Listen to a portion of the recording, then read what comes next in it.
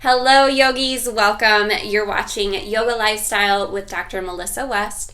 My name is Rachel Marie White. I'm a yoga teacher over at sleepysantosha.com, where I run an online yoga community for people living with chronic pain and chronic illness.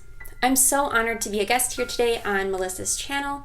If you're new here, be sure to hit the subscribe button and don't forget to check out the yin yoga video Melissa made for my channel today as well. In my time as a yoga teacher, I've had the opportunity to work with so many fibromyalgia warriors, and I've watched them completely transform their lives with yoga.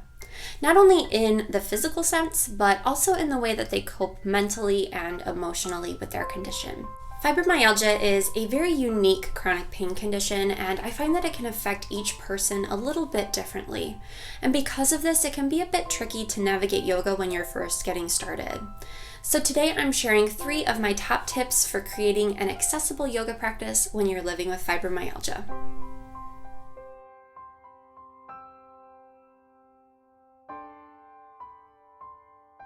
Before you even start your practice, make sure that you're as comfortable as possible. So avoid tight clothes with tight waistbands, don't wear bras with underwires in them, and make sure that you choose fabrics that are soft. Dress in layers so that you can remove clothes if you get too hot during your practice, and also that way you can layer up during the cooling restorative poses. If you're somebody who deals with the fibro problem of allodynia, this is an especially important step. Next, you'll want to make sure that you have the right yoga mat and props to support your practice. For chronic pain fighters, I usually recommend yoga mats that are made from natural materials and at least 5 millimeters thick so that all of your pressure points will be well padded. Investing in a yoga bolster and some yoga blocks will also be worth your while.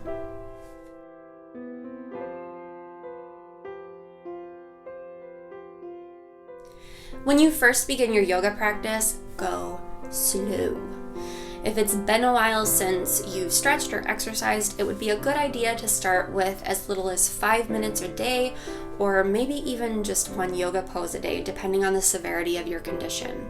This is going to give you space to really tune into your body and see how each pose affects you. If you push yourself too hard too fast, you could potentially trigger a flare-up or post-exertional malaise, so it's better to err on the side of doing too little. Pacing is something that a lot of chronic warriors struggle with, so I've actually written an entire ebook about this topic.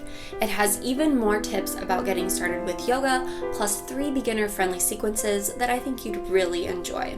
It's free to download, and I'll leave a link in the description box so that you can check it out.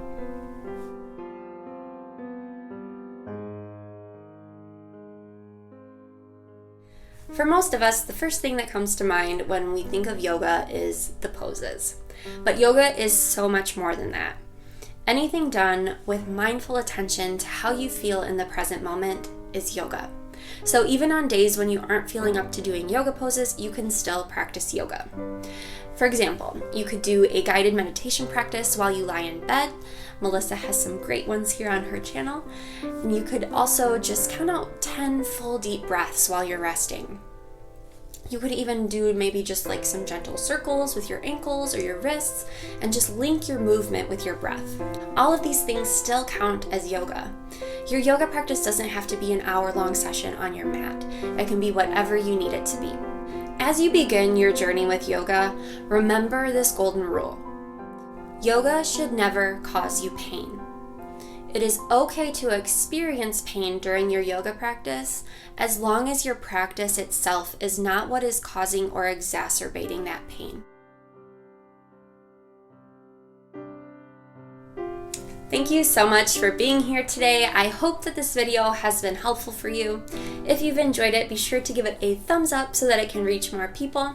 And leave your thoughts for us in the comments. We would love to hear from you.